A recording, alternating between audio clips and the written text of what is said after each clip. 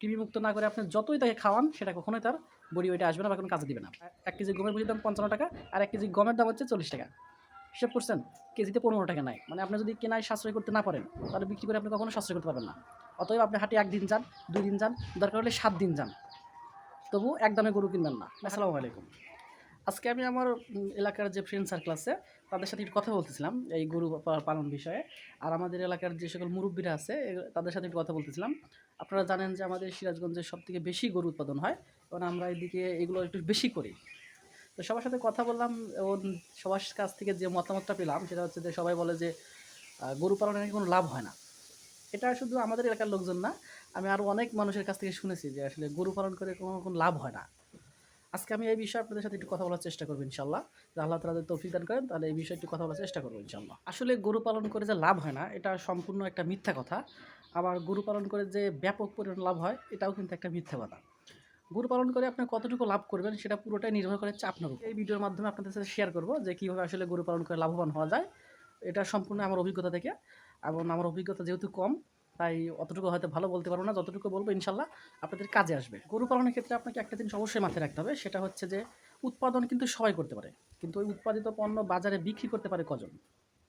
এটাই কিন্তু আপনার লাভ লসের মূল হিসাব। এটাই আপনারা একটু খেয়াল করে দেখতে পারবেন, যখন আমাদের শীত মৌসুম আসে, শীত মৌসুমে কিন্তু আমাদের এইদিকে সবজিগুলো যে আপনাদের বাঁধাকপি বা ফুলকপি বা মূলা যে সবজিগুলো পাওয়া যায়, এই সবজিগুলো কিন্তু দেখবেন একসময় কেউ 60 থেকে 70 টাকা, 80 টাকা বা 100 টাকার উপরেও কিন্তু আমাদের কিনে খেতে হয়। আবার এই একই সবজি কিন্তু আবার 2 টাকা 3 টাকা 5 টাকা কেজি কেউ নিতে চায় না।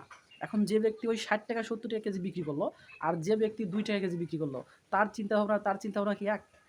অবশ্যই কিন্তু এখানে পার্থক্য আছে। ওই জন্য আমি বলেছি যে এখানে অবশ্যই আপনাকে চিন্তাভাবনায় পরিবর্তন আনতে হবে।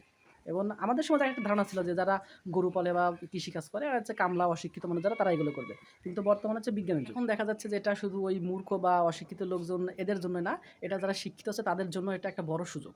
আমি আসলে ওই সকল লোকদের ছোট করতেছি না।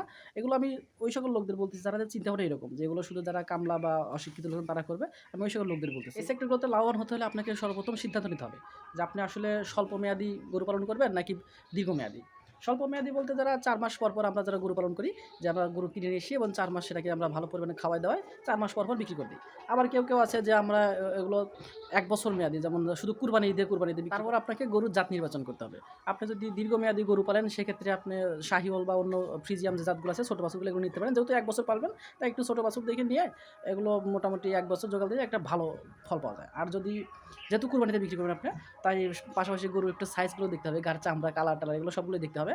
আর যদি 4 মাস মেয়াদি তাহলে সেক্ষেত্রে তো আমরা তো গরুতে সাইজ দেখি, আমরা শুধু দেখি যে গরুর বডিতে জায়গা আছে কিনা, গরুর গায়ে মাংস কীরকম ধরবে। যেহেতু 4 মাস পালবো আমার তো ওই সাইজ দেখে লাভ নাই, আমার 4 মাস পরে তো আমার দাম হচ্ছে মাংস অনুযায়ী।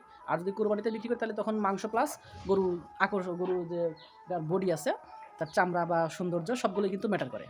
আর যদি শুধু মাংসের জন্য করি সেটা তার ওই চামড়া চুমড়া আমি তো ওইগুলো ম্যাটার করে না। এগুলো শুধু জাস্ট গরুর গায়ে কীরকম জায়গা আছে, কীরকম মাংস ধরছে এগুলোই আপনাকে হাটে যেতে হবে। এবার আপনি হাটে গিয়ে হাট ঘুরবেন। প্রথমে গিয়ে হাট ঘুরবেন, আগে গরু কিনেন না। আগে প্রথমে হাট ঘুরবেন, গরু পছন্দ করবেন, দেখবেন। আপনার যদি দামের সাথে না মিলে, যে না আমি যে অ্যামাউন্ট নিয়ে এসেছি এই অ্যামাউন্টে আমার গরু হচ্ছে না, আপনি পরের দিন যান।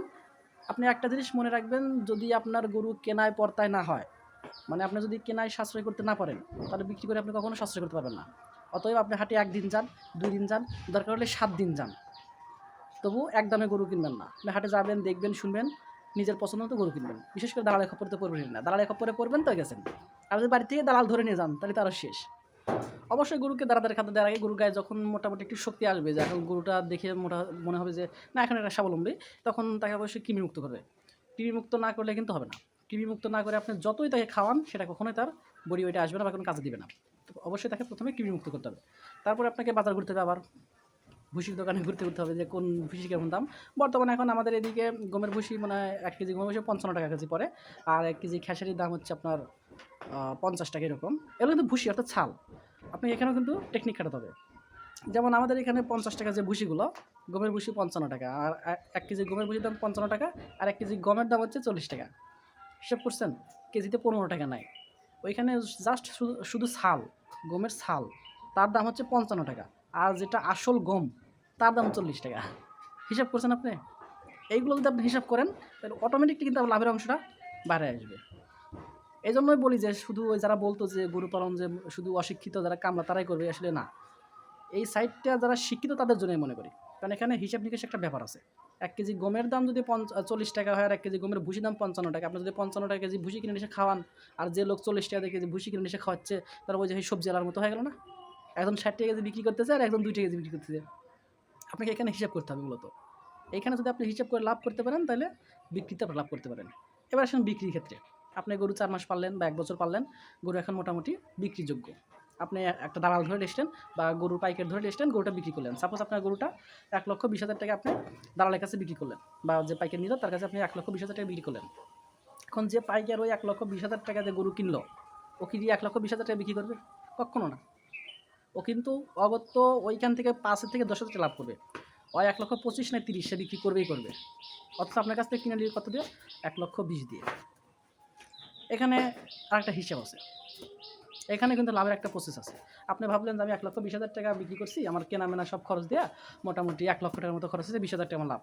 কিন্তু আপনার কাছ থেকে যে নিল, ও কিন্তু নিয়ে একদিনেই 20,000 টাকা একদিনেই কিন্তু আপনার 5,000 থেকে 10,000 টাকা লাভ করবেন। আর আপনি 4 মাস 5 মাস পাইলে বা 1 বছর পাইলে 20,000 টাকা লাভ করছেন। কিন্তু আপনি চাইলে কিন্তু ওই 5,000 বা 10,000 টাকা আপনি নিজে লাভ করতে পারেন। কীভাবে? আপনি 4 মাস বা 5 মাস বা 1 বছর আপনি কষ্ট করলেন, আর একটা দিন কষ্ট করতে পারবেন না? আপনি কেন পাইকারের কাছে গরু বিক্রি করবেন? আপনার এলাকায় যদি আশেপাশে হাট থাকে, আপনি গরু নিয়ে হাটে চলে যান। যে লোক 4টা মাস বৃষ্টিতে ভিজে রোদ্রে পুড়ে কষ্ট করে গরু পালন করতে পারে, সে একটা দিন গরু হাটে নিতে পারে না? একটা দিনের বিনিময়ে যদি আপনি 5,000 টাকা 10,000 টাকা বেশি পান, আপনার কি লস আছে? আমরা করি কি, এই একটু হাটে যাওয়ার আলসিতে আমরা বাড়িপুরিতে গরু বিক্রি করতে, দালালের কাছে গরু বিক্রি করতে, ও নিয়ে একদিনেই আমরা 4 মাস পাইলে লাভ করি 10,000 টাকা 15,000 টাকা, ওই একদিনে লাভ করে 10,000 টাকা। এটা কী জন্য হয়? আমাদের গাফিলতির জন্য। এই জন্য আমরা বলছি যে উৎপাদন সবাই করতে পারে, কিন্তু উৎপাদিত পণ্য মার্কেটে বিক্রি করতে পারে কয়জন?